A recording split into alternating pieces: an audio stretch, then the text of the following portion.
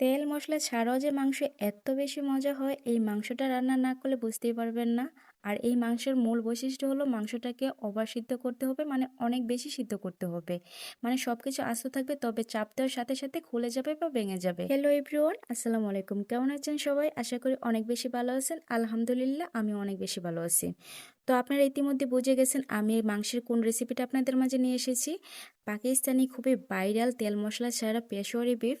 এই মাংসটা অনেকে অনেকভাবে রান্না করে, তবে আমি আজকে মাংসটা যেভাবে রান্না করেছি একদম অথেন্টিক রেসিপি। বাসায় একবার হলেও আমার এই রেসিপিটা ট্রাই করবেন, আশা করি নিরাশ হবে। তো বেশি কথা না বাড়িয়ে চলে যাই মূল রেসিপিতে। আমি এই মাংসটা রান্না করার জন্য এখানে নিয়েছি কিছু সলিড মাংস, কিছু হাড়ও নিয়েছি এবং কিছু চর্বিও নিয়েছি।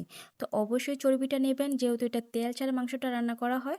চর্বিটা নিলে মাংসটা খেতেও ভালো লাগবে। তারপর প্যানে 3 চামচ ঘি দিয়ে মাংসটাকে একটু ভেজে নেব, তবে তেল ব্যবহার করব না।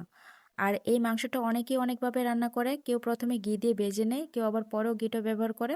তবে আমার কাছে মনে হয় ঘি দিয়ে ভেজে নিলেই মাংসটা খেতে বেশি ভালো লাগে। তারপর মাংসটা ভাজতে ভাজতে যখন মাংস থেকে সুন্দর একটা স্মেল বের হবে, তারপর আমি এখানে কিছু উপকরণ দিয়ে দিব।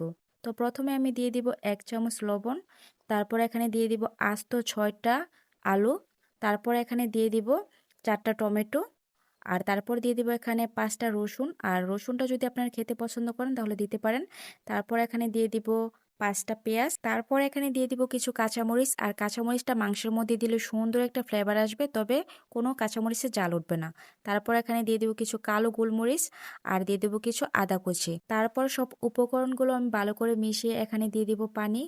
আর পানিটা অবশ্যই গরম পানি দিবে, আর এই গরম পানিটা দিলে মাংসের রেজাল্টটাও খুব ভালো আসে। আর পানিটা আমি একবারেই দিব, দ্বিতীয়বার আমি কোনো পানি ব্যবহার করব না। তো পানিটা এমনভাবে দিতে হবে যেন আপনার মাংসটাও সুন্দরভাবে সিদ্ধ হয়ে যায় এবং মাংসের গ্রেভিটাও ঠিক থাকে। তারপর ডাকনা দিয়ে মাংসটাকে রান্না করতে থাকবো। আর ডাকনার মধ্যে যদি এরকম ছিদ্র থাকে তাহলে অবশ্যই ছিদ্রটাকে আপনি কোনো কিছু দিয়ে বন্ধ করে দিবেন। তো আমি এখানে কিছু আটার গুঁড়া করে নিয়েছি, আটার গুঁড়াটা দিয়ে আমি ছিদ্রটাকে বন্ধ করে দিব। তারপর মাংসটাকে কিছুক্ষণ রান্না করার পর আমি ডাকনাটা উঠিয়ে মাংসটাকে আরেকবার নেড়ে ছেড়ে দিব। তারপর আবার ডাকনা দিয়ে আমি চুলার আঁচ মিডিয়ামে রেখে 2 ঘন্টা মাংসটাকে রান্না করে নিব। তার মধ্যে আমি আরো কয়েকবার মাংসটাকে নেড়ে ছেড়ে দিব। তো চলে আসছি 2 ঘন্টা পর। আর এই যে দেখুন আমার মাংসটা রান্না করা হয়ে গেছে, এটা হলো আমার মাংসের ফাইনাল লুক। আর আমার মাংসটা কিন্তু পুরোপুরিভাবে সিদ্ধ হয়ে গেছে, তবে কোনো কিছু কিন্তু খুলে বা ভেঙে যায়নি। এখন এই মাংসটা আমি আপনাদেরকে পরিবেশন করে দেখাচ্ছি। এই মাংসটা আপনি পোলাও বলেন, পাউরুটি বলেন, নান বলেন, সবকিছু দিয়ে খেতে অনেক বেশি মজা হয়। আর আমার এই পাকিস্তানের খুবই ভাইরাল পেশোয়ারি বিফ রেসিপিটা কেমন হয়েছে অবশ্যই কমেন্ট করে জানাবেন।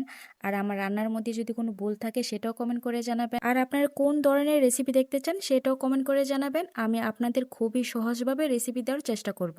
আর একটি কথা বলি আপনাদের, আমার এই ভিডিওটি যদি ইউটিউব চ্যানেল থেকে দেখে থাকেন তাহলে আমার চ্যানেলটাকে অবশ্যই সাবস্ক্রাইব করে দিবেন। আর যদি ফেসবুক পেজ থেকে দেখে থাকেন তাহলে আমার পেজটাকে ফলো দিয়ে দিবেন।